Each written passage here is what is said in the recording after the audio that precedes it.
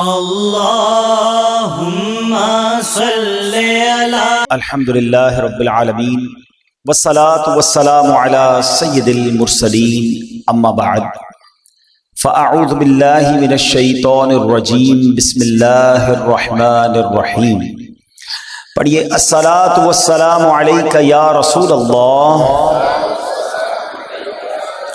وعلی آلک واصحابک یا حبیب اللہ الصلاۃ والسلام علیک یا نبی اللہ وعلی آلک واصحابک یا نور اللہ۔ پیارے پیارے اسلامی بھائیوں اور مدنی چینل کے ناظرین، درود پاک پڑھنے کے بے شمار فضائل و برکات ہیں۔ فرمان آخری نبی رسول ہاشمی صلی اللہ تعالی علیہ وآلہ وسلم ہے، مسلمان جب تک مجھ پر درود پڑھتا ہے فرشتے اس پر رحمت بھیجتے رہتے ہیں۔ اب بندے کی مرضی ہے کم پڑھے یا زیادہ۔ ایک ایسا فرمان ہے اور چند جملوں میں کیا کمال کی بات کر دی ہے کہ کتنی رحمتیں چاہیے، کب تک رحمتیں چاہیے اب تمہاری مرضی ہے۔ جتنا پڑھنا ہے تمہیں کم پڑھنا ہے تو کم پڑھو، یا زیادہ پڑھنا ہے تو زیادہ پڑھو۔ مثال دیتا ہوں، دنیاوی مثال ہے چوٹ کرنے کے لیے، کہ کوئی بندہ آپ کے سامنے کھڑا ہو جائے، ہاتھوں میں اس کے پیسوں کی گڈیاں ہوں، ہزار ہزار کے نوٹ ہوں، کہتا جائے جتنے درود پڑھو اتنے 1000 روپے دوں گا، اب تمہاری مرضی ہے کتنے پڑھنے ہیں۔ تو بندہ کہے گا یار یہ گڈیاں تھوڑی تھوڑی اور لے آؤ، میں پڑھتا ہی رہوں گا، میں نے نہیں چپ ہونا۔ ہر درود پر 1000 روپے، ایک درود پڑھے 1000 پکڑا دے، دوسرا پڑھے دوسرے پکڑا دے، تیسرا پڑھے تیسرے پکڑا، اور کتنے پڑھنے ہیں؟ ہم کہیں گے باقی سارے کام ختم، اتنے سارے پیسے مل جائیں گے۔ نبی پاک نے کیا خوبصورت بات کی ہے کہ بندے کی مرضی، جب تک درود پڑھتا رہے گا رحمتیں برستی رہیں گی۔ مجھے سچ بتاؤ، دنیا کے 1000 2000 5000 لاکھ 2 لاکھ کیا بیچتے ہیں میرے اللہ کی رحمت کے آگے؟ جس کے ساتھ رحمت الہی ہو جائے اس کے تو سارے غم دور ہو جائیں گے نا۔ اصل میں ہم لوگ ہیں فوری رزلٹ چاہنے والے لوگ، ہمیں لگتا ہے یار ابھی درود پڑھا ملا تو کچھ نہیں ہے۔ دنیا میں جو چیز فوراً ملتی ہے بندہ فوراً وہ کام کرتا ہے۔ دیکھیے یاد رکھیے، کچھ معاملات وہ ہیں جن پر ہمارا ایمان اور یقین ہونا بہت ضروری ہے۔ ہمارا پورا جو اسلام ہے نا، وہ آپ اگر دیکھیں تو ہم غیب پر ہی تو ایمان لائے ہیں۔ ہم اللہ پر ایمان لائے ہیں، اللہ کو دیکھا تو نہیں ہے۔ ہم رسولوں پر ایمان لائے ہیں، ہم نے رسولوں کو بھی نہیں دیکھا۔ ہم نے قرآن پاک نازل ہوتے ہوئے بھی نہیں دیکھا، ہم نے یہ بھی مان لیا یہ قرآن آسمانی کتاب ہے، اللہ کی کتاب ہے۔ قیامت دیکھی نہیں اس پر ایمان ہے، دوزخ دیکھی نہیں، جنت دیکھی نہیں، اتنی ساری غیب کی چیزوں پر ایمان ہے۔ اور انسٹنٹلی فوری طور پر جو رزلٹ آتا ہے وہ فوراً کرتے ہیں۔ جو نبی پاک کے سچے وعدے ہیں اس پر بعض اوقات عمل نہیں کرتے۔ ڈاکٹر کہتے کہ جناب اب تم نے چکناٹ کھانی ہے یا اب تم نے کوئی میٹھی چیز کھانی ہے تو تمہارے ہارٹ کو پرابلم ہو جائے گا، نظر اندر نہیں آ رہا ہمیں، چونکہ ڈاکٹر کہہ رہا ہے تو مان جاتے ہیں۔ حالانکہ میٹھا کھانا حلال، چکنائی والی چیز کھانا حلال، جائز اگر ہے تو حلال ہے۔ ہم حلال کھانوں سے رک جاتے ہیں اس لیے کہ ڈاکٹر کہہ رہا ہے، اور حرام چیزوں سے نہیں رکتے حالانکہ نبی پاک فرما رہے ہیں۔ سوچ کا ڈفرنس دیکھیں۔ ہم یہ سوچتے ہیں کہ ہارٹ اٹیک نہ ہو جائے، مگر یہ نہیں سوچتے کہ ایمان پر اٹیک نہ ہو جائے۔ ہم یہ سوچتے ہیں کہ تھوڑی سی محنت کرتا ہوں تو پیسے مل جاتے ہیں، ہم یہ کیوں نہیں سوچتے کہ تھوڑی سی محنت کروں تو جنت مل سکتی ہے۔ یہ کسی کو درود پاک کوئی دیکھ لینا، جتنے درود پڑھیں اتنی رحمتیں ہیں۔ کتنا پڑھنا چاہیے تھا؟ ذرا مل کر کہیے سبحان اللہ، الحمدللہ، اللہ اکبر۔ کتنی دیر لگی؟ 15-20 سیکنڈ؟ کیا کما لیتے ہو؟ ذرا کبھی حساب کرنا، ایک دن میں 15-20-25 سیکنڈ میں کیا کما لیتے ہیں ہم؟ کچھ بھی نہیں۔ مگر اللہ نے نیکیاں کمانا ہمارے لیے کتنا آسان، اور کتنی بڑی بڑی نیکیاں۔ حدیث پاک کا مضمون ہے جو ایک بار سبحان اللہ کہے جنت میں درخت لگا دیا جاتا، ایک بار الحمدللہ کہے جنت میں درخت لگا دیا جاتا، ایک بار اللہ اکبر کہے جنت میں درخت لگ جاتا۔ کتنے درخت لگانے چاہیے تھے، لیکن پھر بھی نہیں۔ تھوڑی دیر تک جذبہ آتا ہے، بندہ تسبیح نکالتا ہے، پھر بھول جاتا ہے، پھر دنیا میں لگ جاتا ہے، پھر موبائل میں لگ جاتا ہے، پھر سوشل میڈیا ہے اور ہم ہیں اور غفلتیں ہیں۔ نہ کریں ایسا۔ زندگی بڑی مختصر ہے، اچانک چلے جائیں گے، میں بھی چلا جاؤں گا، آپ بھی چلے جائیں گے۔ اللہ کرے یہ ذہن بن جائے کہ بس خوب نیکیاں کما کر جانا ہے، اتنی نیکیاں لے کر جاؤں کہ جب قیامت کے دن جاؤں تو شرمندگی نہ اٹھانی پڑے۔ اللہ ہمیں کثرت سے ذکر و درود کرنے کی توفیق عطا فرمائے۔ آئیے مل کر محبت کے ساتھ بآواز بلند درود پاک پڑھ لیں۔ صلو علی الحبیب صلی اللہ تعالی علی محمد صلی اللہ علیہ وسلم۔ ورد لب ہر دم درود و سلام ہو، ورد لب ہر دم درود و سلام ہو، یا شہ عرب و عجم کر دو کرم، آمین۔ پیارے اسلامی بھائیوں، قرآن مجید فرقان حمید ہر پارہ، ہر رکوع، ہر سورت، ہر آیت اور ہر لفظ ہمارے لیے اللہ کی بہت بڑی نعمت ہے۔ قرآن کی شان سبحان اللہ، یہ کلام اللہ ہے، یہ سب سے بڑا نبی پاک علیہ السلام کا معجزہ ہے، اور یہ ہم پر اللہ کریم کا بہت بڑا انعام ہے۔ قرآن کے اتنے فضائل ہیں کہ میں ساری رات اگر صرف قرآن کی فضیلتیں ہی بیان کرتا رہوں تو ختم نہیں ہوگا، مگر ایک جملہ مولائے کائنات شیر خدا کرم اللہ تعالی وجہ الکریم کا اتنا کمال کا ہے کہ جس کو کہتے ہیں دل کے تار چھیڑ دیتا ہے۔ آپ کیا خوبصورت انداز میں قرآن کو سمجھاتے ہیں، شیر خدا ہے نا، علم کا، وہ کہتے ہیں نا نبی پاک فرماتے ہیں میں علم کا شہر ہوں اور علی اس کا دروازہ ہے، تو باب علم ہے نا۔ کہتے ہیں جب میرا جی چاہتا ہے کہ رب مجھ سے بات کرے، کتنی بڑی بات ہے، اللہ سے ہم کیسے بات کر سکتے، کمیونیکیشن ود اللہ سبحانہ و تعالی۔ آج بڑے آدمی سے بات نہیں کر سکتے، نمبر نہیں ملتا، نمبر ملتا ہے تو فون نہیں اٹھتا، بیچ میں سیکرٹری، بڑے پرابلمز۔ اللہ سے بات کرنی ہے اور اللہ ہم سے بات کرے، کتنا کمال کا جملہ ہے۔ فرماتے جب میرا جی چاہتا ہے رب مجھ سے بات کرے، میں قرآن پڑھنے لگ جاتا ہوں، اور جب جی چاہتا ہے میں رب سے بات کروں، میں دعا کرنے لگ جاتا ہوں۔ ان دونوں کاموں میں کوئی زیادہ مشکل نہیں ہے۔ قرآن کیا ہے؟ کلام اللہ ہے نا، اللہ کا کلام ہے، تو گویا رب تم سے کلام کر رہا ہے، اور جب تمہیں رب سے بات کرنی ہے تو ہاتھ اٹھاؤ اور دعا مانگنا شروع کر دو، تم رب سے بات کرنا شروع کر دو گے۔ تو کلام اللہ کی تو کیا بات ہے۔ آج کلام الہی کے ایک سورت، یعنی میں بتانا یہ چاہ رہا ہوں کہ قرآن مجید فرقان حمید کا ہر لفظ، ہر آیت اور ہر سورت کیا کمال کا معنی رکھتی ہے اور کتنے شاندار میسیجز ہیں۔ آج قرآن پاک کی ایک بڑی مختصر سورت ہے، مگر اس سورت میں ہمارے لیے کیا کیا میسیجز ہیں اور کیسا دل ہلا دینے والا پیغام ہے، آئیے آج وہ آپ کو بتاتا ہوں۔ خادم مصطفیٰ صحابی رسول حضرت انس بن مالک رضی اللہ تعالیٰ عنہ فرماتے ہیں کہ پیارے آقا مکی مدنی مصطفیٰ صلی اللہ تعالی علیہ وآلہ وسلم کی مبارک عادت تھی کہ اگر کوئی صحابی 3 دن تک بارگاہ رسالت میں حاضر نہ ہوتے تو آپ ان سے متعلق پوچھتے کہ وہ کہاں ہیں، اور اگر وہ سفر پر ہوتے تو ان کے لیے دعا فرماتے، اگر مدینہ پاک میں ہوتے تو ان سے ملاقات کے لیے تشریف لے جاتے، اگر کوئی صحابی بیمار ہوتے تو میرے آقا ان کی عیادت کے لیے تشریف لے جاتے۔ ایک بار کا واقعہ کہ ایک انصاری صحابی رضی اللہ تعالیٰ 3 دن تک بارگاہ رسالت میں حاضر نہ ہوئے۔ نبی پاک علیہ الصلوۃ والسلام نے صحابہ سے پوچھا کہ وہ کہاں ہیں، نظر نہیں آ رہے۔ کہا حضور وہ تو شدید بیمار ہیں۔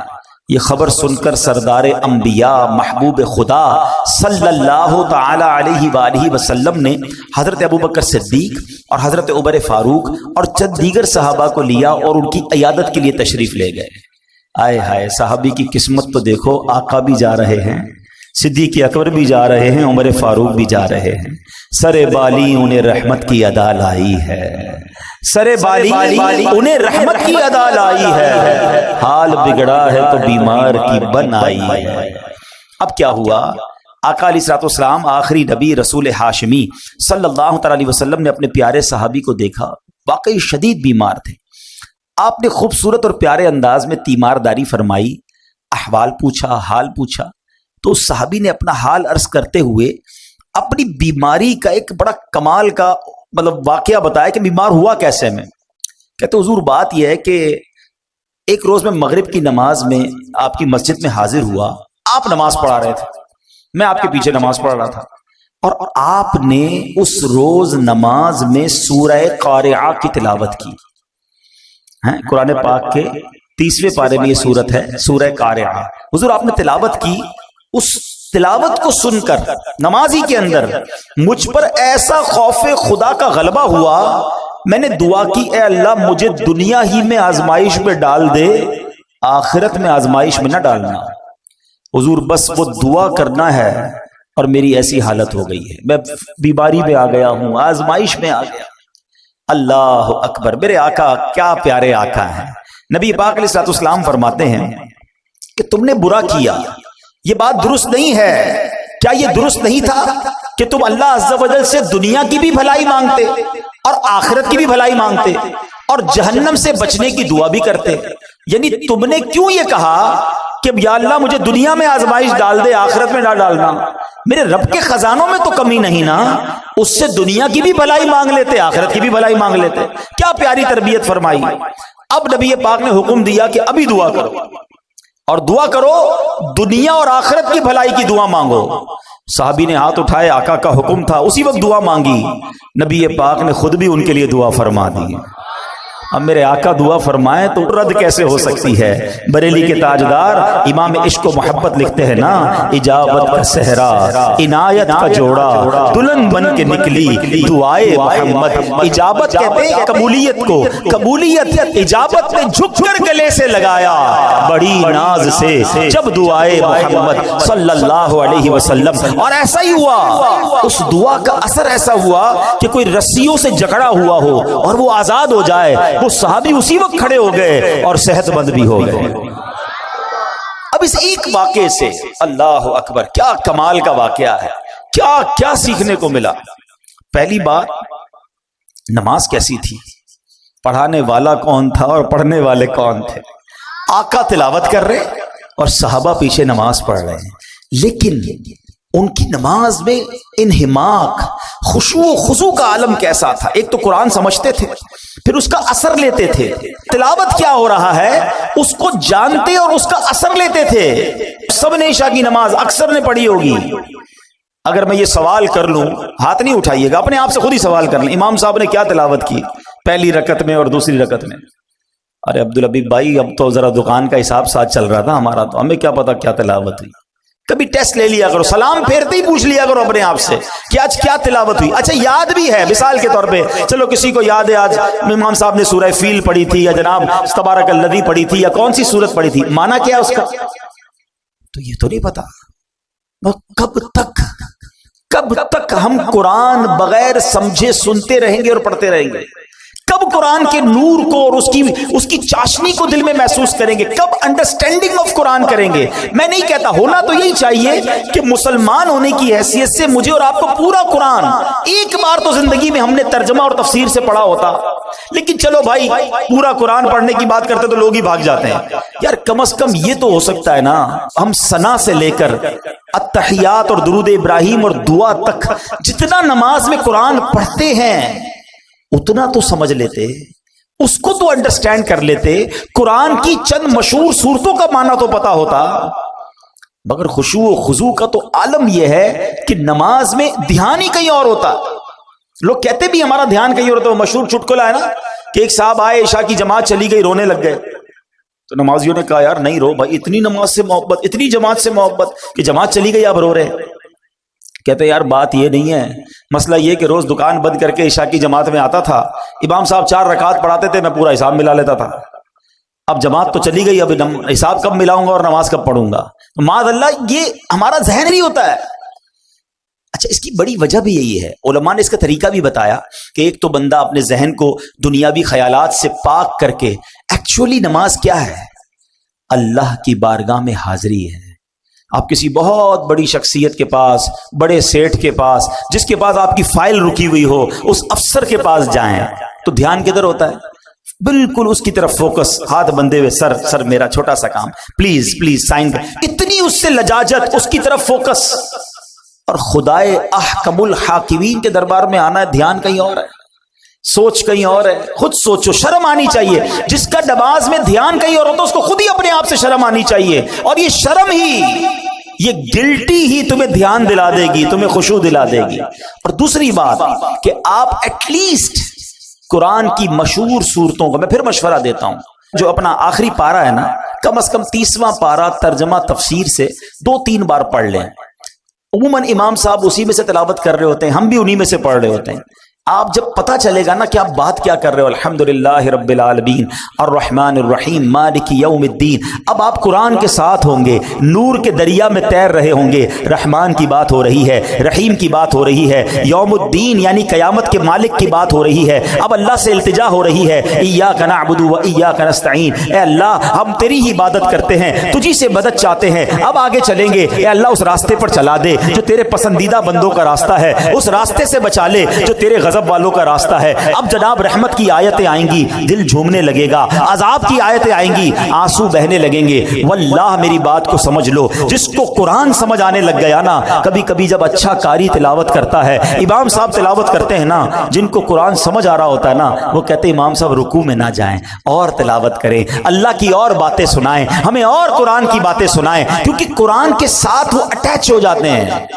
لیکن جس کو انڈرسٹینڈنگ ہی نہیں ہے، اس کو کیا فائدہ ہوگا؟ پلیز قرآن سے ایسی دوستی کرو۔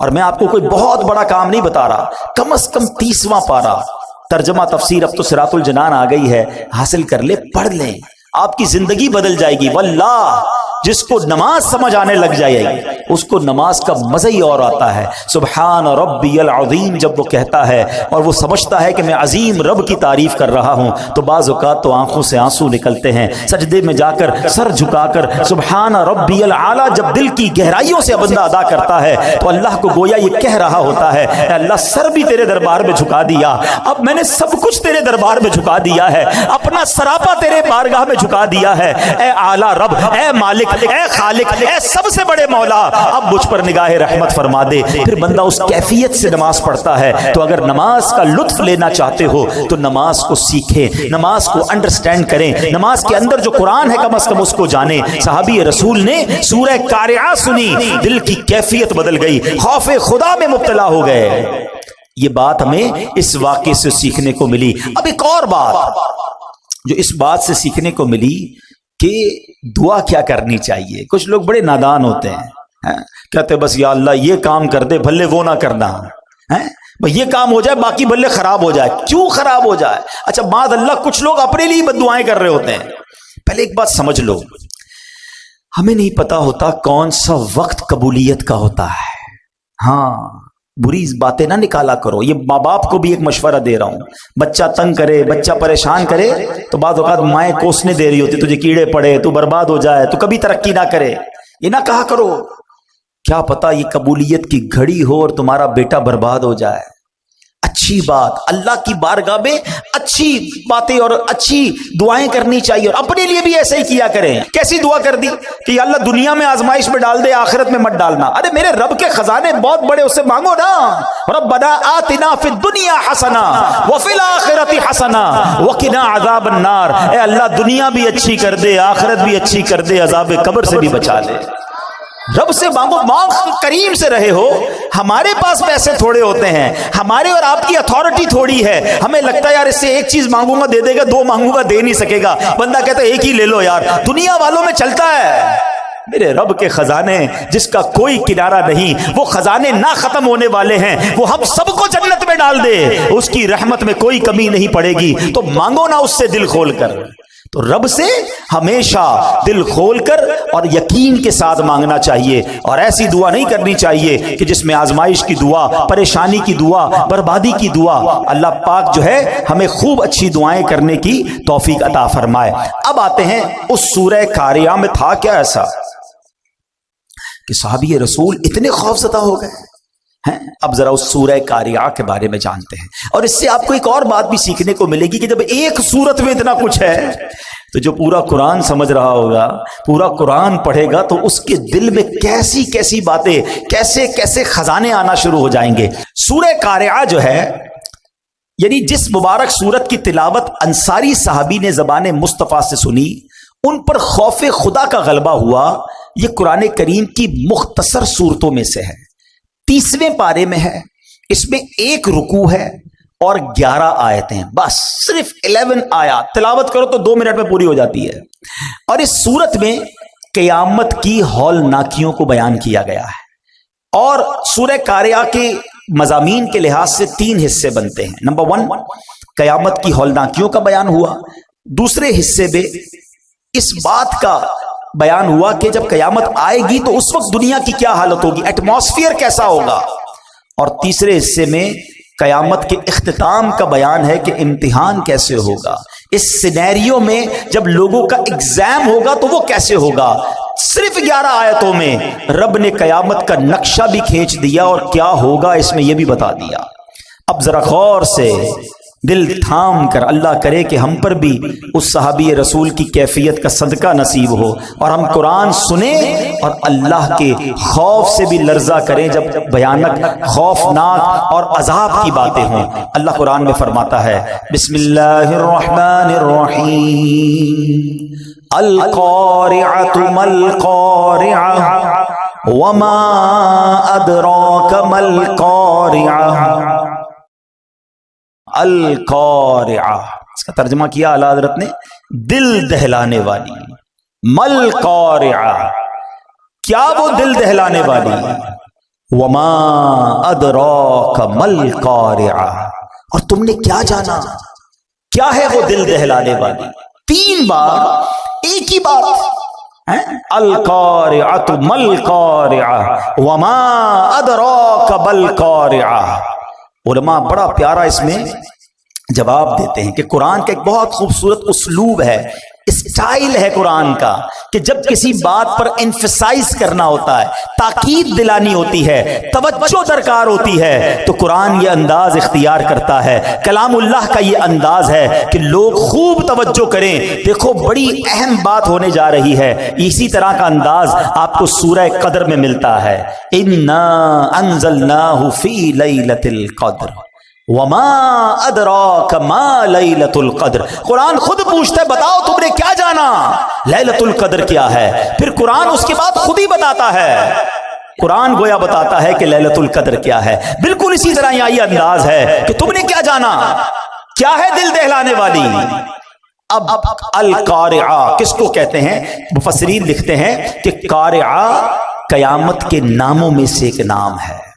یہ لفظ کرعن سے بنا ہے، ایک چیز کو دوسری چیز پر اس زور سے مارا جائے کہ اس سے گرجدار آواز پیدا ہو، اس کو کرعن کہتے ہیں۔ یہ آواز جتنی زوردار، اتنی دل دہلانے والی ہوتی ہے۔ اگر آدمی غفلت میں ہو، اپنے دھیان میں بیٹھا ہو اور اچانک کوئی آواز آ جائے، مثال کے طور پہ اللہ نہ کرے کچھ زوردار دھماکہ سنائی دے، ہمارا دھیان کہیں اور ہو، فوراً انسان گھبرا جاتا ہے۔ گاڑی میں جا رہا ہے، کوئی بڑا ہارن بجا دے، بندہ ہل جاتا ہے۔ اچانک آنے والی آواز جو ہے وہ دل دہلا دیتی ہے۔ اب ذرا غور کیجئے کہ ہوگا کیا، ان مثالوں کو تصور میں رکھیے، اور قیامت میں کیا ہوگا۔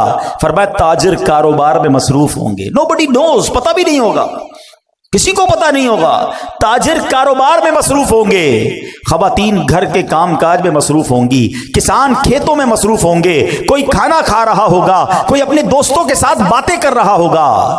اس وقت اچانک ایک زوردار زلزلہ برپا ہوگا، پوری زمین ہل جائے گی، آسمان پھٹ جائیں گے، ستارے بارش کی طرح زمین پر جھڑ پڑیں گے، بلند و بالا پہاڑ ٹوٹ جائیں گے، بڑے بڑے سیارے آپس میں ٹکرا کر ریزہ ریزہ ہو جائیں گے۔ ذرا تصور تو کیجئے وہ کیسا ہولناک دھماکہ ہوگا، کیسا زلزلہ ہوگا، اس وقت دل کیسے دہل جائیں گے، کیسی بدحواسی ہوگی۔ اور یہ دن آنا ہے، قرآن نے ایک اور جگہ اس کو بیان کیا، ان زلزلۃ الساعۃ شیء عظیم یوم ترونها تذہل کل مرضعۃ عما ارضعت وتضع کل ذات حمل حملها وترى الناس سکارى وما هم بسکارى۔ قرآن کیا کہتا ہے سنو، بے شک قیامت کا زلزلہ بہت بڑی چیز ہے۔ جس دن تم اسے دیکھو گے تو حالت یہ ہوگی کہ ہر دودھ پلانے والی اپنے دودھ پیتے بچے کو بھول جائے گی، ماں دودھ پیتے بچے کو بھول جائے، اتنی گھبراہٹ ہوگی۔ ہر حمل والی اپنا حمل ڈال دے گی، جس کا حمل ہوگا نا پریگننٹ ہوگی، اس کا حمل گر جائے گا، اتنا خطرناک وہ خوف ہوگا۔ فرمایا تو لوگوں کو دیکھے گا جیسے نشے میں ہیں، حالانکہ وہ نشے میں نہیں ہوں گے، بدحواسی ہوگی، گھبراہٹ ہوگی۔ یہ قیامت کا سینیریو ہے، یہ قیامت کا حال ہوگا، یہ ہے قارعہ۔ جبھی قرآن کہتا ہے وما ادراک مل قارعہ، تم نے کیا جانا، تمہیں کیا معلوم قارعہ کیا ہے۔ اب ذرا غور کیجئے گا، قرآن نے صرف 3 آیتوں میں ایک منظر کشی کی، کوسچن کریٹ کیا۔ اب قرآن بتا رہا ہے ہوگا کیا، سنو اس دن سینیریو کیا ہوگا، گھبراہٹ کیسی ہوگی۔ یوم یکون الناس کالفراش المبثوث، قرآن کہتا ہے جس دن آدمی پھیلے ہوئے پروانوں کی طرح ہوں گے۔ آپ نے دیکھا ہوگا جب بارشیں وغیرہ ہوتی ہیں تو پروانے آتے ہیں، بارشوں میں زیادہ آتے ہیں، اور وہ چھوٹے چھوٹے کیڑے کی طرح ہوتے پر اڑتے مکھی کی طرح، اور کوئی ادھر جا رہا ہوتا ہے، کوئی ادھر جا رہا ہوتا ہے، کوئی ٹکرا کے گر رہا ہوتا ہے، لائٹ سے ٹکرا رہے ہوتے ہیں، کوئی ڈائریکشن نہیں ہوتی ہے، ادھر ادھر بدحواسی ہوتی ہے پروانوں میں۔ قرآن نے مثال دی کہ لوگ ایسے ہوں گے جیسے پروانے، کوئی ادھر بھاگ رہا ہوگا، کوئی ادھر بھاگ رہا ہوگا، ہر کوئی گھبرایا ہوا ہوگا، بالکل ہوش و حواس نہیں ہوگا۔ یہ تو لوگوں کا حال ہوگا۔ اب قرآن اگلی آیت میں کہتا ہے وَتَكُونُ الْجِبَالُ كَالْعِهْنِ الْمَنْفُوشِ، یہ پہاڑ جو ہے نا دنیا کی طاقتور ترین چیز ہے۔ آپ نے دیکھا ہوگا کتنے بڑے بڑے پہاڑ ہیں، اتنے دیو ہوئکل جس کو کہا جاتا ہے پہاڑ، یہ پہاڑ ہلاؤ تو ہلتے نہیں ہیں، کتنے سال لگتے ہیں پہاڑ کو توڑنے میں۔ ہمارے سائیڈ ایریا وغیرہ میں پہاڑوں کو توڑ کے روڈ بنائے گئے تو ہم دیکھتے تھے سالوں لگتے تھے، ڈائنامٹ سے اڑانا پڑتا تھا، مگر تھوڑا سا حصہ ہلتا ہے اس کا۔ مگر اللہ فرماتا ہے جب قیامت کا زلزلہ آئے گا نا تو یہ پہاڑ پتہ ہے کیسے ہو جائیں گے، وَتَكُونُ الْجِبَالُ كَالْعِهْنِ الْمَنْفُوشِ، کہ کہا پہاڑ رنگ برنگی دھنکی ہوئی اون کی طرح ہو جائیں گے۔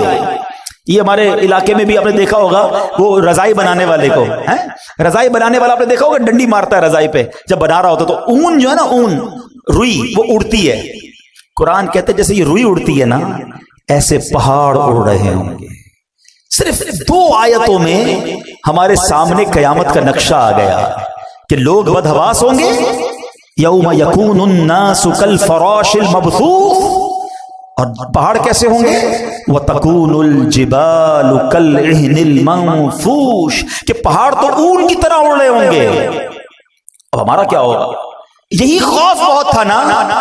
نہیں، ابھی تو بات شروع ہوئی ہے۔ اب ذرا انڈرسٹینڈ کرو بات کو۔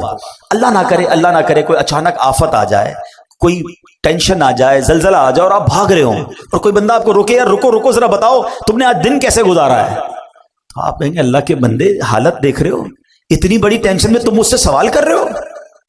مگر سنو، اتنے خطرناک ماحول میں ہم سب سے سوال کیے جائیں گے، 1-2 دن کے لیے نہیں، پوری زندگی کا حساب بھی اسی حالت میں دینا ہوگا۔ اب آگے قرآن کیا کہتا ہے، سنو، اللہ اکبر۔ میں آگے آیت لے جانے سے پہلے ذرا مزید قیامت کیسے آئے گی، میرے آقا مدینے والے مصطفیٰ صلی اللہ تعالیٰ علیہ وسلم نے بڑی ڈیٹیل میں صحابہ کرام کو بتایا۔ آقا علیہ السلام فرماتے ہیں بے شک اللہ پاک نے زمین و آسمان بنانے کے بعد سور کو بنایا اور حضرت اسرافیل علیہ السلام کو عطا فرما دیا۔ ہم نے یہ بچپن سے سنا ہے کہ حضرت اسرافیل سور پھونکیں گے، آج ڈیٹیل میں سن لو وہ سور ہے کیا اور وہ کتنا بڑا ہے۔ تو حضرت اسرافیل کے بارے میں نبی پاک فرماتے ہیں کہ حضرت اسرافیل سور کو اپنے منہ میں لیے ہوئے ہیں اور عرش الہی کی طرف دیکھ رہے ہیں کہ اور انتظار میں ہیں کہ سور پھونکنے کا کب حکم دیا جاتا ہے، یعنی وہ ریڈی بیٹھے ہیں، تیار ہیں، جب رب کی طرف سے حکم آنا ہے حضرت اسرافیل نے سور پھونک دینی ہے۔ حضرت ابو ہریرہ فرماتے ہیں میں نے عرض کی یا رسول اللہ صلی اللہ تعالی علیہ وسلم یہ سور ہے کیا؟ کیا بات ہے صحابہ کرام کی، اتنے سوالات کر لیے، اتنے ڈیٹیل کوسچن کر لیے، ہمیں سمجھنا آسان ہو گیا۔ سنو نبی پاک فرماتے ہیں آج ڈیٹیل میں سمجھ لو۔ آقا نے فرمایا ایک نورانی سینگ ہے۔ عرض کی گئی حضور کتنا بڑا ہے؟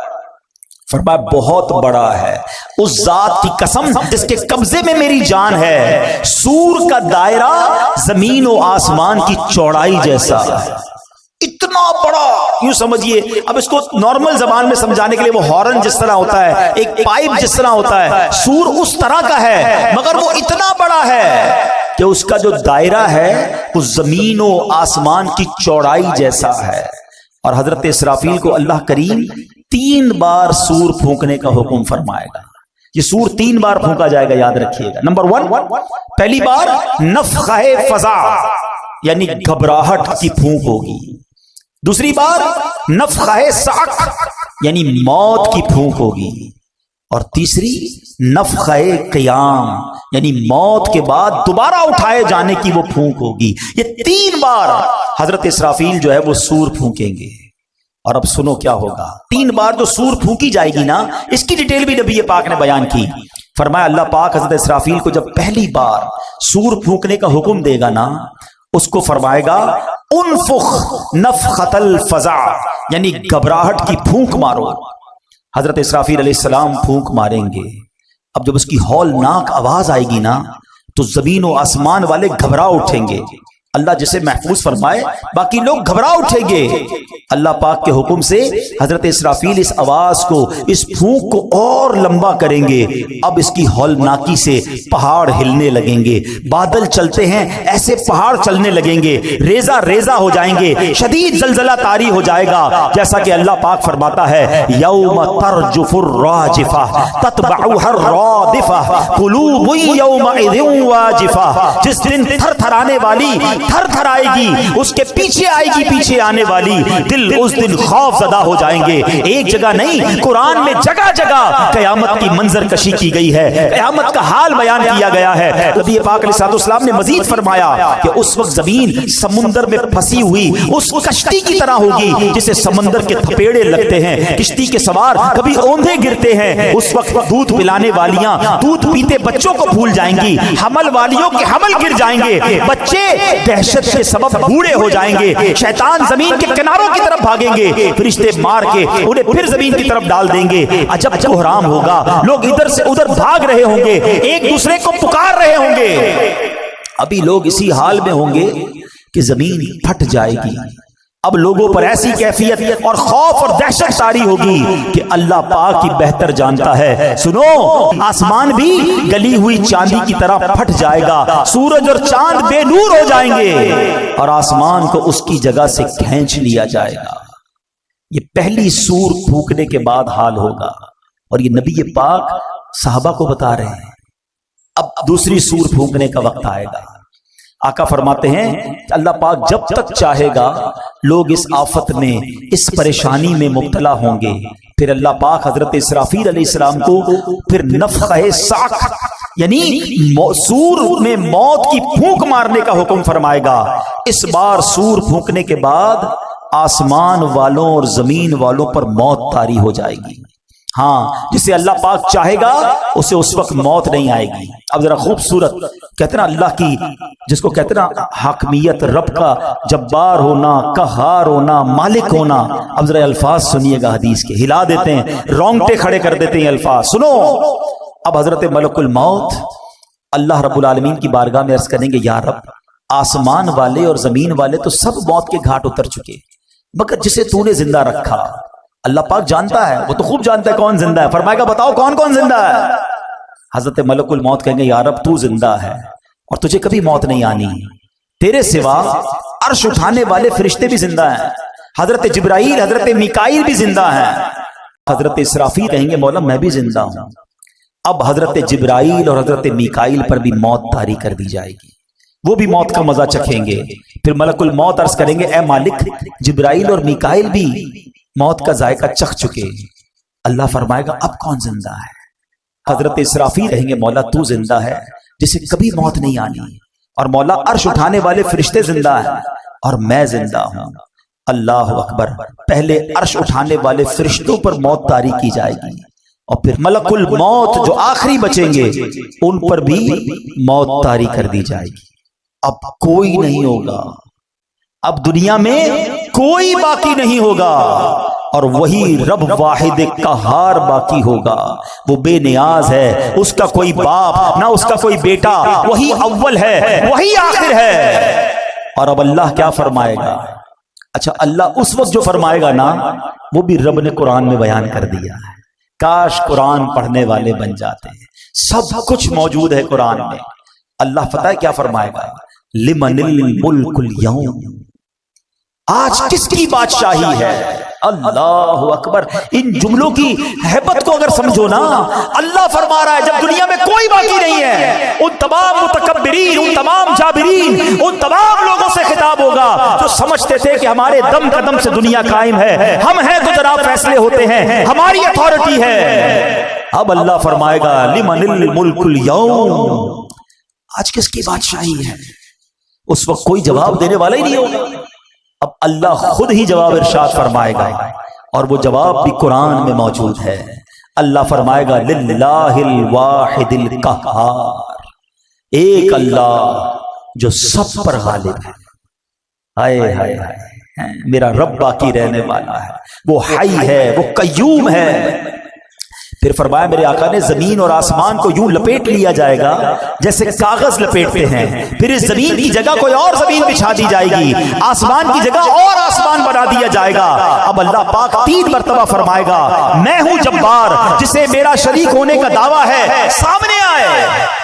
آج دنیا میں کئی لوگ معاذ اللہ اللہ کے سامنے اور غیر اللہ کی عبادت کرتے ہیں. اس وقت رب ارشاد فرمائے گا کون ہے میری شرکت کا دعویٰ دار، آ جائے میرے سامنے. اللہ اکبر. کوئی سر اٹھانے والا نہیں ہوگا. مخلوق کو اب اس نئی زمین پر ڈال دیا جائے گا. جو پہلے قبروں میں تھے اب نئی زمین کی قبروں میں ہوں گے. جو پہلے زمین کی سطح پر مرے ہوئے تھے اب نئی زمین کی سطح پر مرے ہوں گے. اب ایک قیامت کا نیا نقشہ بن جائے گا. آخری نبی رسول ہاشمی صلی اللہ تعالی علیہ وسلم اپنا پرسوز بیان جاری رکھتے ہوئے مزید فرماتے ہیں اب اللہ پاک فرمائے گا عرش اٹھانے والے فرشتے زندہ ہو جائیں. رب نے فرمانا ہے نا، وہ فرشتے زندہ ہو جائیں گے. حکم ہوگا جبرائیل اور میکائیل زندہ ہو جائیں، وہ بھی زندہ ہو جائیں گے. اب اللہ پاک حضرت اسرافیل کو حکم دے گا مرنے کے بعد اٹھائے جانے والی سور پھونکو. اب حضرت اسرافیل تیسری بار سور پھونکیں گے اور اس سے تمام روحیں نکل آئیں گی. اللہ پاک فرمائے گا میری عزت و جلال کی قسم اب ساری روحیں اپنے جسموں میں چلی جائیں، تمام روحیں اپنے جسموں میں چلی جائیں گی. اب زمین کھلے گی اور آقا فرماتے تم سب اللہ پاک کی بارگاہ میں حاضر ہو جاؤ گے. اور یہ بات بھی رب قرآن میں فرماتا ہے مہطعین الی الداع یقول الکافرون ھذا یوم عسر. اس بلانے والے کی طرف دوڑتے ہوئے کافر کہیں گے یہ بڑا سخت دن ہے، یہ ہے قارعہ القارعۃ مل قارعہ، یہ ہے قیامت. اچھا جو قیامت کا حساب کتاب ہے نا وہ تو تیسری بار اٹھنے کے بعد معاملہ شروع ہوگا. یہ تو قیامت طاری ہونے کا منظر تھا کہ قیامت طاری کیسے ہوگی، اس میں دنیا سے لوگ جائیں گے کیسے، کیسے سور پھونکی جائے گی اور پھر دوبارہ اٹھایا جائے گا. حساب و کتاب، میزان کا معاملہ، پل صراط کا معاملہ، یہ تو تیسری باری سور پھونکنے کے بعد ہوگا. مگر قرآن ہمیں سمجھا رہا ہے کہ دیکھو وہ دن آنے والا ہے، اس دن کی تیاری کر لو. اور وہ دن کیسا ہوگا؟ اللہ اکبر. قیامت 50,000 سال کا دن ہے. میدان محشر کی گرمی کیسی ہوگی کہ پہلے لوگوں کے جسم سے پسینہ نکلے گا اور 70 گز زمین میں جذب ہوگا اور اس کے بعد زمین اور پسینہ نہیں پی سکے گی. تو پھر یہ پسینہ اوپر اٹھے گا، کوئی اپنے ٹخنوں تک پسینے میں ہوگا، کوئی گھٹنے تک ہوگا. کچھ گناہگار تو ایسے ہوں گے جو اپنے ہی پسینے میں ڈبکیاں کھا رہے ہوں گے. اب اس کیفیت میں کیا ہوگا؟ اللہ اکبر. کبھی گرمیوں کے دن ہوں، کام کاج سے ہم گھر پہنچے اور پسینہ ٹپک رہا ہو ہیں، جیسے دروازے میں داخل ہو گھر والے کہے ذرا رکو رکو 5-6 باتیں پوچھنی ہیں. ہم کیا کہتے ہیں؟ نہیں ابھی سوال نہیں کرو، مجھے سانس لینے دو، بہت گرمی ہے، تھوڑا فریش ہونے دو پھر بات چیت کرنا. ہم کبھی بھی پسند نہیں کرتے کہ گرمی میں، فرسٹریشن میں، ٹینشن میں ہم سے کوئی سوال کرے. مگر قرآن کہتا ہے اس وقت سوال بھی کیسا ہوگا اور رزلٹ کیا آئے گا؟ فَأَمَّا مَنْ ثَقُلَتْ مَوَازِينُهُ فَهُوَ فِي عِيشَةٍ رَاضِيَةٍ. قرآن کہتا ہے بہرحال جس کے ترازو بھاری ہوں گے وہ تو پسندیدہ زندگی میں ہوگا، مزے میں ہوگا. جس کی نیکیاں زیادہ ہو گئیں اسکیل لگایا جائے گا، وہ مزے میں ہوگا. اللہ اکبر. اور مزے میں کہاں ہوگا؟ وہ جنت میں ہوگا. آؤ کچھ جنت کے بارے میں بھی سن لو. بڑی خوفناک باتیں ہوئی ہیں, کچھ دل کو ڈھارس والی باتیں بھی سن لو. جنت وہ مقام ہے جو اللہ نے ایمان والوں کے لیے بنایا ہے. جنت میں وہ نعمتیں ہیں جو کسی آنکھ نے دیکھا نہیں ہے, کسی کان نے سنا نہیں ہے, بلکہ کسی دل کا خیال بھی نہیں گزرا. یہ جو دل کا خیال نہیں گزرا نا, جو پڑھے لکھے سمجھدار ہوں گے میری بات ذرا سمجھیں گے. امیجنیشن کس کو کہتے ہیں؟ بندہ خیال میں تو بہت کچھ سوچ سکتا ہے نا. آج آپ کو کوئی بتاتا ہے یار فلاں محل سونے کا محل ہے اور فلاں ملک کا بادشاہ ہے, اس کے محل میں طرح طرح کی نعمتیں ہیں, تو ہم اس کے بارے میں سوچتے ہیں, انٹرنیٹ پر تصویریں بھی آ جاتی ہیں. مگر اللہ کے حبیب فرما رہے ہیں جنت وہ ہے جس کا سوچ بھی نہیں سکتے ہو. تو سوچو پھر ہوگی کیسی؟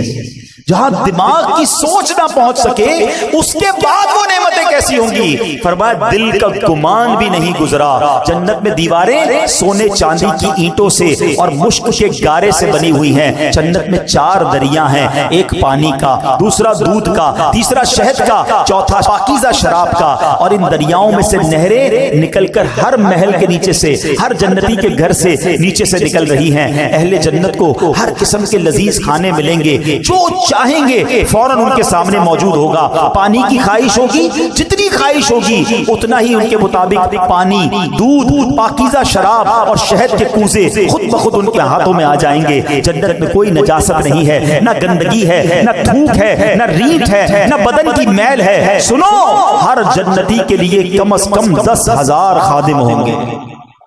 ہر خادم کے ہاتھ میں چاندی کا پیالہ ایک ہوگا, دوسرے ہاتھ میں سونے کا پیالہ ہوگا. ہر پیالے میں طرح طرح کی نعمتیں ہوں گی. جنتی شخص نعمتیں کھاتا جائے گا, لذت بڑھتی جائے گی.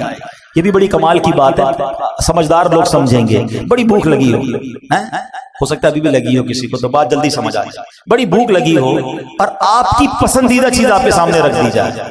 جو لذت پہلے دوسرے چوتھے نوالے میں ہے وہ چھٹے ساتویں میں نہیں رہتے. 8-10 نوالوں کے بعد تو نارمل ہو جاتا ہے, کیونکہ اب پیٹ بھرنے لگ گیا ہے. اب وہ لذت نہیں ہے, اب صرف بندہ کام پورا کر رہا ہے کہ چلو کھانا کھا رہا ہوں, کھا تو لوں. لذت شروع کے نوالوں میں تھی. جنت میں ایسا نہیں ہوگا. فرمایا جتنا کھاتا جائے گا اس میں لذت جو ہے وہ بڑھتی ہی چلی جائے گی. ہر نوالے میں 70 ذائقے ہوں گے, ہر ذائقہ پہلے سے جدا ہوگا. جنتیوں کے لباس پرانے نہیں ہوں گے, ان کی جوانی فنا نہیں ہوگی, ہمیشہ ہمیشہ جنت میں رہیں گے. اللہ اکبر. سوچو کتنے خوش نصیب ہوں گے جن کے اعمال نامے نیکیوں کے بھاری ہو جائیں گے. فَأَمَّا مَنْ ثَقُلَتْ مَوَازِينُهُ فَهُوَ فِي عِيشَةٍ رَاضِيَةٍ. مزے ہوں گے. لیکن آگے قرآن ڈرا رہا ہے, سمجھا رہا ہے زندگی کیسے گزارنی ہے. سنو, وَأَمَّا مَنْ خَفَّتْ مَوَازِينُهُ فَأُمُّهُ هَاوِيَةٌ. پھر وہی انداز, وما ادراک ما ہی, تم نے کیا جانا ہاویہ کیا؟ نارن حامیہ. قرآن کہتا ہے بہرحال جس کے ترازو ہلکے پڑ جائیں گے اس کا ٹھکانہ ہاویہ ہوگا. کیا معلوم وہ کیا ہے؟ فرمایا ایک شعلے مارتی آگ ہے. جنت کی تعریف, جنت کی ڈیفینیشن سن لی نا. آؤ کچھ جہنم کے بارے میں بھی سن لو. تیاری کرو جنت کی, بچاؤ اپنے آپ کو جہنم کی آگ سے. ہم میں سے کوئی بھی وہ عذاب برداشت نہیں کر سکے گا. جہنم اللہ پاک کے قہر و غضب کا مقام ہے. جہنم کی آگ نہایت گرم ہے. حدیث پاک میں آتا ہے یہ دنیا کی آگ جہنم کی آگ کے 70 اجزاء میں سے ایک جز ہے. اگر اس دنیاوی آگ کو پانی سے 2 مرتبہ ٹھنڈا نہ کر دیا گیا ہوتا تو تم اس سے فائدہ نہ اٹھا سکتے. یعنی اس آگ کو ہمیں ٹھنڈا کر کے پیش کیا گیا ہے تو ہم اس آگ سے فائدہ اٹھا سکتے ہیں. جہنم کی آگ 70 ٹائم زیادہ خطرناک ہے. آپ سوچو تو صحیح, اس دنیا کی آگ کی تپش کتنی ہے. خالی دنیا میں چولہے کی آگ نہیں ہے, ایسی آگ ہے جب آتش فشاں پڑتا ہے تو بتایا جاتا ہے کتنے ہزار فارن ہائٹ وہ آگ نکلتی ہے, لوہے کو پگھلا دیتی ہے, شہروں کے شہر تہس نہس ہو جاتے ہیں. اتنی خطرناک آگ دنیا میں موجود ہے. اور جہنم کی آگ اس سے 70 گنا زیادہ خطرناک ہے. دنیا کی آگ اللہ پاک سے دعا کرتی ہے کہ اے اللہ پاک مجھے جہنم کی آگ میں دوبارہ نہ لوٹانا. آگ پناہ مانگتی ہے جہنم کی آگ سے. حضرت جبرائیل پیارے آقا علیہ الصلوۃ والسلام کی خدمت میں قسم اٹھا کر کہا انہوں نے کہ اگر جہنم کو سوئی کے ناکے کے برابر کھول دیا جائے تو تمام زمین والے اس کی گرمی کے سبب مر جائیں, روایت کے مطابق جہنم کی آگ 1000 سال تک دھکائی گئی، یہاں تک کہ وہ سرخ ہو گئی، پھر 1000 برس تک دھڑکائی گئی، یہاں تک کہ سفید ہو گئی، پھر 1000 برس تک بھڑکائی گئی، یہاں تک کہ سیاہ ہو گئی۔ اب وہ نری کالی سیاہ ہے جس میں روشنی کا نام بھی نہیں ہے۔ کون برداشت کر سکے گا؟ کون جا سکے گا؟ یہ کیسا شیطان مردود ہے، نہ جنت کا شوق بڑھانے دیتا ہے، نہ جہنم کا خوف آنے دیتا ہے۔ کرونا وائرس کا خوف ہے، دیکھا نہیں ہم میں سے کسی نے، ہیں لاکھوں کروڑوں لوگ ہیں دنیا میں، چند لوگوں کو ہوا، ساری دنیا پریشان، مگر نبی پاک کے سچے وعدے، قرآن کی میں آیتیں سنا رہا ہوں کہ سنو، اعمال ناموں میں گناہ زیادہ ہوئے نا تو جہنم میں جاؤ گے، اور جہنم ایسی ہے۔ مگر اس پہ کون توبہ کر رہا ہے؟ کون اللہ کو راضی کرنے والی زندگی گزار رہا ہے؟ کون حرام روزی چھوڑ رہا ہے؟ کون شراب سے دور بھاگ رہا ہے؟ کون نافرمانیوں سے دور جاتا ہے؟ حرام دیکھ رہے ہیں، حرام کھا رہے ہیں، حرام سن رہے ہیں، نمازیں قضا ہو رہی ہیں۔ سوچو یہ کدھر جا رہے ہیں؟ یہ شیطان نے کیسی غفلت کی چادر اڑا دی ہے ہم پر۔ کیوں نہیں تیاری کرتے اس جنت کی؟ دنیا کی 50 60 70 سالہ زندگی کو کچھ دنوں کے لیے صبر کے ساتھ گزار لو، جنت کی نہ ختم ہونے والی زندگی تمہارا انتظار کر رہی ہے۔ سودا کر لو نا اپنی جان کا۔ دنیا میں اگر آپ کو کوئی کہہ دے یار تمہارے پاس 1000 روپے ہیں مجھے دے دو، اس کے بدلے میں تمہیں 1 ارب روپے دے دوں گا، بندہ کہے گا بالکل لے لو۔ بالکل، یہ تو کمپیریزن ابھی بھی دنیا میں بنتا ہے، مگر جنت اور دنیا کا کوئی کمپیریزن نہیں۔ مگر سمجھانے کے لیے کہ اے بندے 50 60 70 سال میری فرما برداری میں گزار لے، نہ ختم ہونے والی جنت کی ابدی نعمتیں میں تجھے عطا فرما دوں گا۔ مگر ہم اس سودے کے لیے تیار ہی نہیں ہو رہے، ہم اپنے آپ کو تیار ہی نہیں کر پا رہے۔ خدا را آج سورہ قارعہ اور قیامت کے احوال سن کر، جہنم کی ہولناکی کو سن کر ہم زندگی میں کچھ فیصلہ کریں، اپنے آپ کو بدلنے کی کوشش کریں۔ اپنے بیان کے آخر میں ایک دل دہلانے والا واقعہ جب میں نے پڑھا، صحابی رسول حضرت عبداللہ ابن مسعود رضی اللہ عنہ سے روایت ہے کہ ایک بار ایک شخص بارگاہ رسالت میں حاضر ہوا، عرض کیا یا رسول اللہ صلی اللہ تعالی علیہ وسلم، کوئی ایسا مومن بھی ہے جو جہنم میں باقی رہ جائے گا؟ ذرا غور سے سنیے گا، ہو سکے تو سر جھکا کر سنیے۔ فرمایا ہاں، ایک شخص جو جہنم کے گہرے گھڑے میں ہوگا اور اونچی آواز سے یا حنانو یا منان پکار رہا ہوگا، اس کی آواز بلند ہوگی، اس آواز کو حضرت جبرائیل سنیں گے، کہیں گے العجب العجب، عجیب بات ہے، عجیب بات ہے۔ پھر حضرت جبرائیل علیہ السلام اللہ عز و جل کے عرش کے سامنے حاضر ہوں گے، سر سجدے میں رکھ دیں گے۔ اللہ پاک فرمائے گا ارفع راسک یا جبرائیل، اے جبرائیل اپنا سر اٹھاؤ۔ حضرت جبرائیل علیہ السلام سر اٹھائیں گے، اللہ پاک فرمائے گا جبرائیل تم نے کیا عجیب چیز دیکھی ہے؟ عرض کریں گے یا اللہ میں نے ایک آواز سنی ہے، کوئی شخص جہنم کے گہرے گھڑے میں یا حنان یا منان پکار رہا۔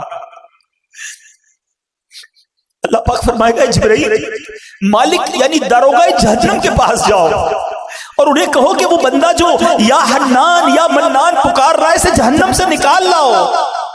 حضرت جبرائیل علیہ السلام جہنم کے دروازے پر تشریف لے جائیں گے، دستک دیں گے، حضرت مالک باہر آئیں گے، حضرت جبرائیل علیہ السلام انہیں اللہ پاک کا حکم سنائیں گے۔ حکم سن کر حضرت مالک علیہ السلام جہنم کے اندر جائیں گے۔ ہمارے پیارے آقا علیہ السلام نے فرمایا جیسے ماں اپنے بچوں کو پہچانتی ہے، حضرت مالک ایسے ہی جہنم کو پہچانتے ہیں۔ اس کے باوجود آپ یا حنان یا منان کہنے والے شخص کو تلاش نہیں کر پائیں گے۔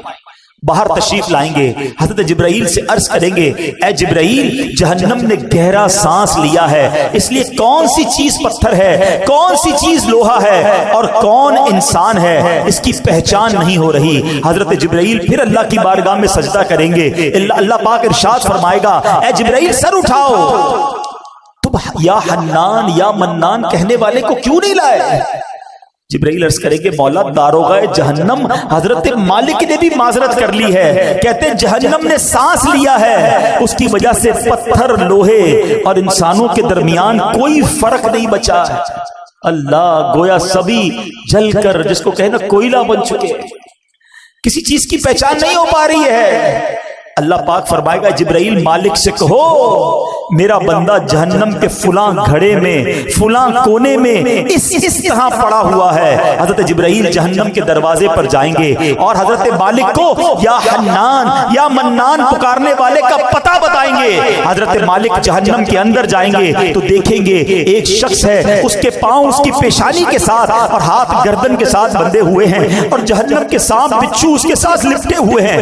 حضرت مالک اس کی زنجیریں توڑ دیں گے اور جہنم سے نکال کر حضرت جبرائیل علیہ السلام کے حوالے کر دیں گے. حضرت جبرائیل اسے عرش الہی کے سامنے لے کر حاضر ہوں گے, سر سجدے میں رکھیں گے. اللہ پاک فرمائے گا اے جبرائیل سر اٹھاؤ.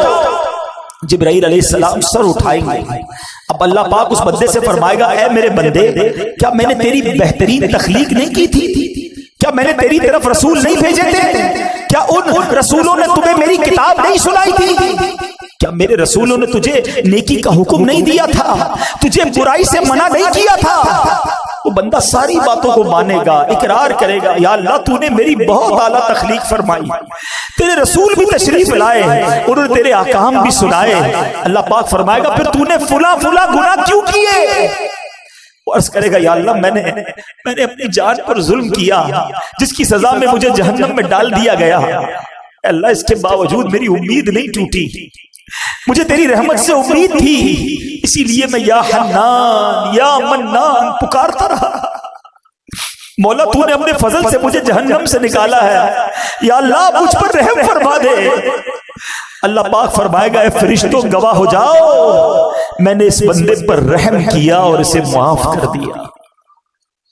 رحمت دا دریا الہی ہر دم بغدا تیرا, جے قطرہ بخشے میں کم بن جاوے میرا. عدل کرے تے تھر تھر کمبن اچیاں شانہ والے, فضل کرے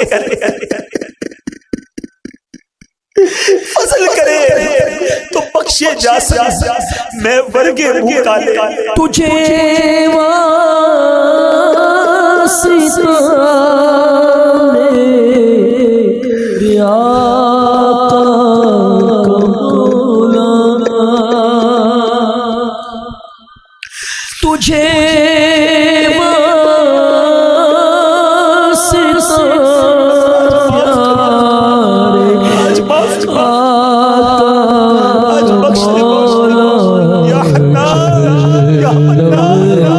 سے مجھے کو بچایا الہی, جہنم سے مجھے کو بچایا.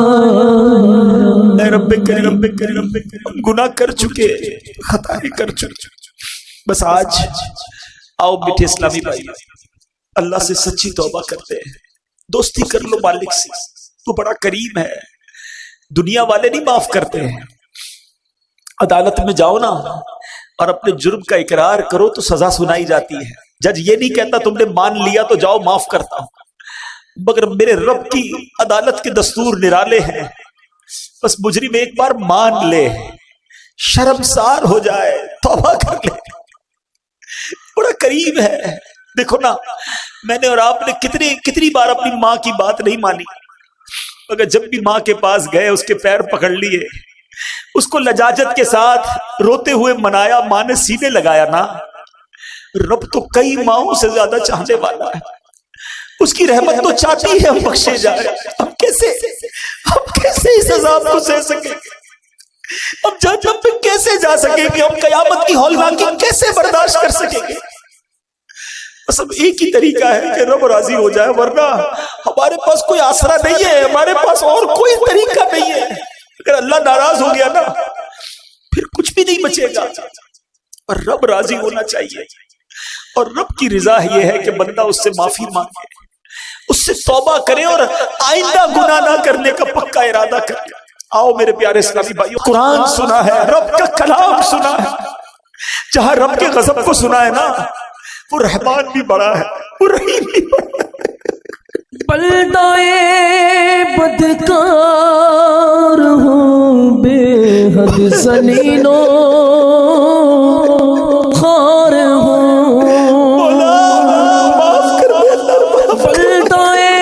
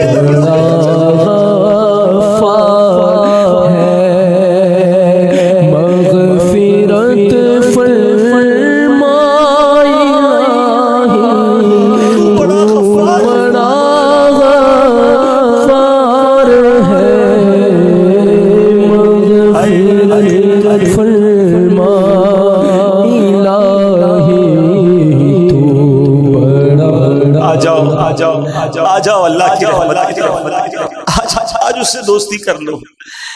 اگر میرا کوئی ایسا بھائی بیٹھا ہے جو نمازیں قضا کرتا ہے، توبہ کر، بس اب سچی پکی نیت کر لو کہ آج کے بعد نماز قضا نہیں کروں گا. اگر کوئی حرام کماتا ہے نا، دیکھو چھوڑ دو اسے، توبہ کر لو، اللہ تمہیں غیب سے حلال دے گا. بس سچی نیت کر لو، رب نے جو نصیب میں لکھا ہے وہ مل کر رہے گا. حرام کمانا چھوڑ دو، حرام کھانا چھوڑ دو، حرام صحبتیں چھوڑ دو، گندی چیزیں دیکھنا چھوڑ دو، سننا چھوڑ دو. ہم کمزور ہیں، یہ بھی ہم اللہ سے ہی کہیں گے نا، یا اللہ میں پہلے بھی توبہ کی، پھر گناہ میں پڑ گئے، آج پھر توبہ کرتا ہوں مالک، پھر توبہ کرتا ہوں، بس تم توبہ پر استقامت بھی دے دے. پتہ نہیں کب دنیا سے چلا گیا اور وہاں مارا گیا، وہ پکڑا گیا تو میرا بنے گا کیا؟ اے اللہ اس کمزور بندے پر رحم کر، اور آج سچی توبہ عطا کر، آج سچی پکی توبہ عطا کر. اور یہ دعوت اسلامی ہے پیارے اسلامی بھائی، جو ہمیں ہماری آخرت کی تیاری کرواتی ہے.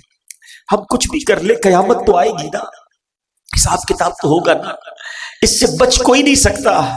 مگر آج جس تفصیل سے ہم نے قیامت کا ذکر سن لیا، جس طرح کا یہ حالات ہوں گے، ہم تو بڑے کمزور ہیں، ہمارا کیا بنے گا؟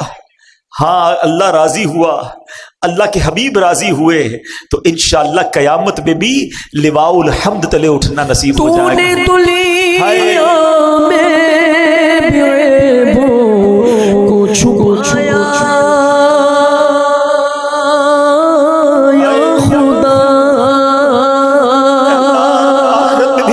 تو نے دنیا میں بھی عیبوں کو چھپایا یا خدا، حشر میں بھی لاج رکھنا اللہ، حشر میں بھی لاج رکھنا مولا، حشر میں بھی لاج رکھنا، تو بڑا ستار ہے، حشر میں بھی لاج رکھنا، تو بڑا ستار ہے، مغفرت فرما الہی، تو بڑا غفار ہے. بس آج سچی پکی توبہ کرنی ہے. توبہ کیا ہے؟ توبہ کے 3 ارکان ہیں. ایک، بندہ شرمندہ ہو جائے، مانے میں گناہگار ہوں، ندامت کرے، کہے اللہ کو غلطی ہو گئی، مانتا ہوں مالک مجرم. دوسرے نمبر پر اب گناہ نہ کرنے کا پکا ارادہ. تیسرا، اس وقت موجودہ یہ گناہ چھوڑ دے، یہ نہ سوچو کہ میں توبہ کروں گا پھر گناہ کر لوں گا، یہ بھی شیطان کا وار ہے. ہمارا کام توبہ کرنا ہے، انشاءاللہ رب کریم ہمیں توبہ پر استقامت بھی وہی عطا فرمائے گا. اللہ پاک عمل کرنے کی توفیق عطا فرمائے.